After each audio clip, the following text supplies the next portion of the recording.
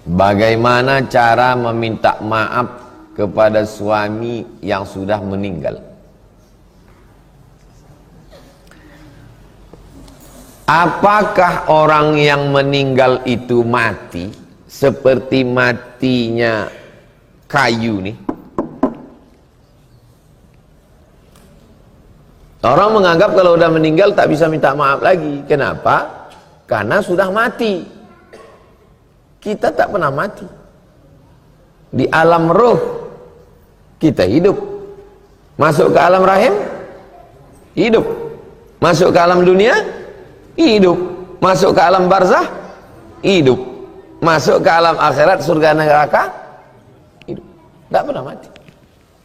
Bedanya, kalau masih hidup di dunia ada responnya. Bang, maafkan aku ya. Iya, kata dia. Kalau udah mati, itu aja bedanya. Kalau udah mati, kita tetap minta maaf. Maafkan aku ya bang. Dia tak menjawab. Kalau dia menjawab, kita pula yang mati.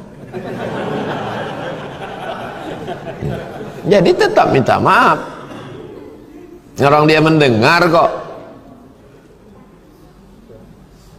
Mana dalilnya orang mati itu mendengar? Sumur tempat membuang jenazah Abu Jahal, Abu Lahab.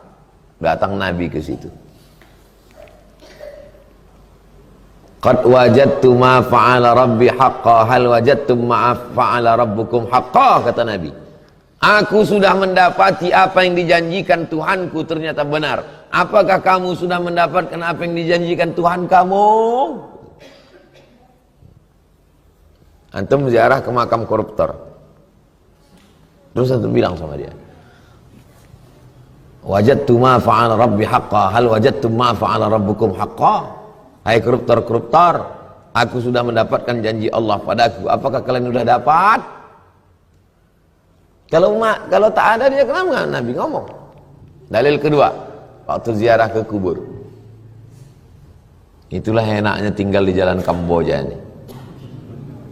Satu hari berapa kali kita ziarah kubur. Saya kalau mau keluar, assalamualaikum ya ahla diyar minal mu'minin wa inna insyaallah bikum lahiqun yarhamullah mustaqdimin wal mustakhirin nas'allahu lana lakumul afiyah. Pas mau masuk, assalamualaikum ya ahla diyar minal mu'minin. Keselamatan untuk kamu wahai penghuni kubur.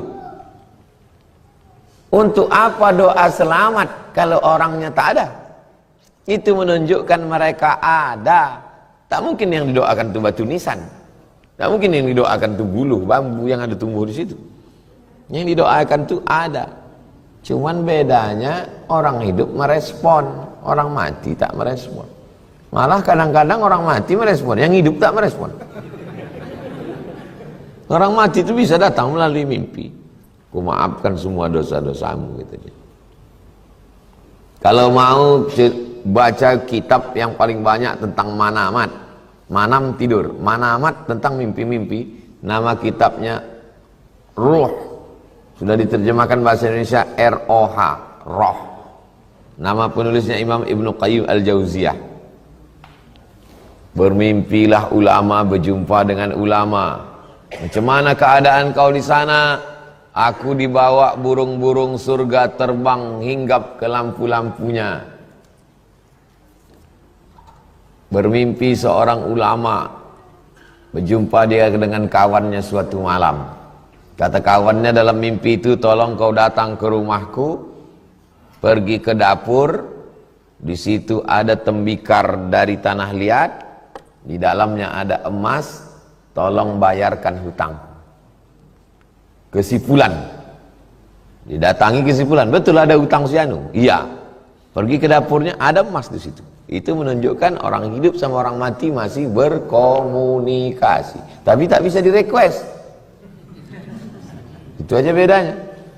Kalau yang di-request pakai lilin, jelangkung, itu yang datang bukan rohnya, itu jin qarin, bukan ruh. Roh manusia tak bisa dipanggil. Jangan nanti antum merasa saya sudah mati, antum panggil roh saya. Dan cari keranjang arang. Ini bukan lilin. Datang suara pas macam suara saya, itu bukan seruh saya, itu jin qarin. Jin qarin yang ikut waktu lahir orang, ikut dia satu jin. Qarin artinya selalu bersama. Mati orang, dia tetap hidup. Coba umur jin lebih panjang. Kenapa panjang umurnya Pak Ustadz? Dia tak kena diabetes. Dia tak kena serangan jantung. Orang sekarang bertanya yang tidak-tidak aja. Maka jawaban kita pun yang iya-iya aja. Iya pula, belum tanya kenapa umur dia panjang. Panjang umur dia. Bisa dia masuk ke badan manusia, berubah suara orang itu macam suara, bisa pakai bahasa yang bukan bahasa dia. Nah, maka disangka orang itu roh. Roh tak bisa dipanggil-panggil. Dulu di Prancis ada tradisi memanggil roh.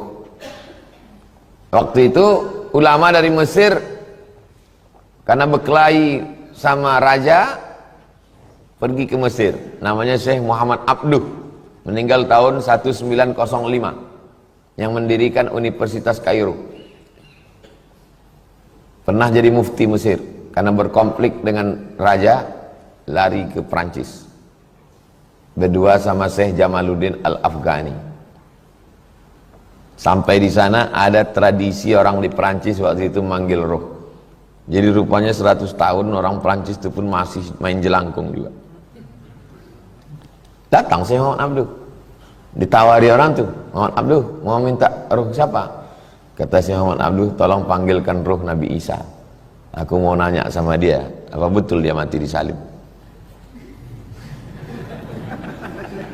Kata mereka, roh yang VVIP nggak bisa. Ini nggak bisa.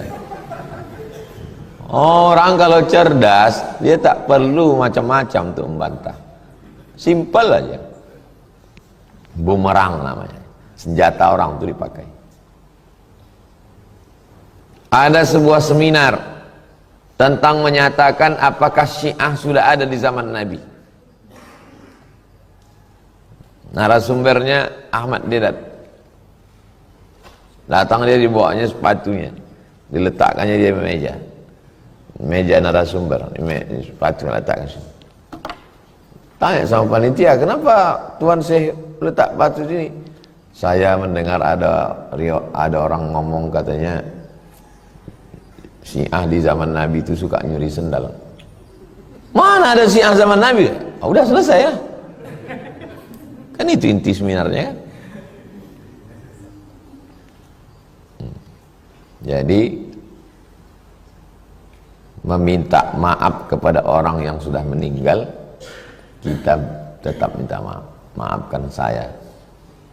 Masalah dia memaafkan tak memaafkan bukan urusan kita. Kepada orang hidup pun juga begitu. Yang penting kita minta maaf. Dia memaafkan tak memaafkan itu urusan dia. Urusan kita adalah minta maaf. Tapi jangan semua yang ada di pikiran kita itu kita cakapkan. Maksud saya datang kita bilang, aku minta maaf sama kau ya. Masalah kau maafkan tak maafkan itu bukan urusanku. Makin mengamuk lah dia. Kita kalau minta maaf itu urus urusan kita, jangan urus urusan dia. Kita minta maaf kalau terkait masalah hutang bayar.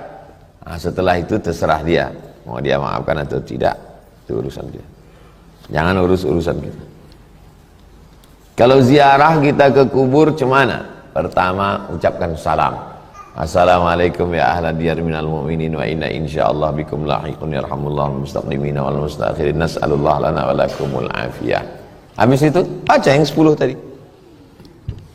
Istighfar, Fatihah, Qul huwallah, Al-Falaq, An-Nas, Al-Baqarah pangkal sampai wa alaikumul muflihun, ayat kursi, ujung Al-Baqarah, salawat, la ilaha illallah. Ya Allah, sampaikanlah yang kubaca ini kepada almarhum. Wahai fulan bin fulan, aku banyak silap salah, maafkan segala silap salahku. Allah maghfir lahu warhamhu wa'afihi wa'afan. Pada saat almarhum suami sakit, belum sempat minta maaf kepada suami, kepada ayah, kepada ibu, kepada abang, kepada adik, kepada saudara. Cuman beda alam.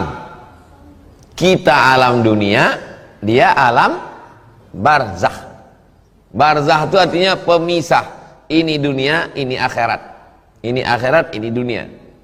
Kita ini tidak disebut akhirat karena dunia belum kiamat. Dan dia pun belum disebut akhirat karena dunia masih ada.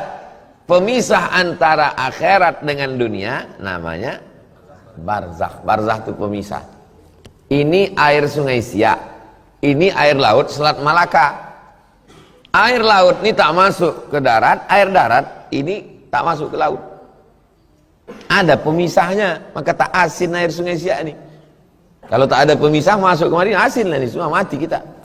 Pemisahnya itu namanya barzakh. Bainahuma barzakhun la yabghiyan. Antara air laut dan air tawar ini ada barzakh, sehingga yang itu tak masuk kemari. Fabi ayyi ala'i rabbikuma,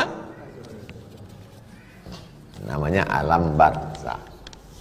Dia pindah ke alam barzakh. Lebih lama di alam barzakh apa di alam dunia? Lebih lama di alam barzakh. Pergi kita ke Kuntu, tengok sebelah kanan sebelum jembatan, Syekh apa? Burhanuddin Kuntu. 1111 1111. Berarti sekarang udah 2024. Sudah lebih 1000 tahun. 1000 tahun.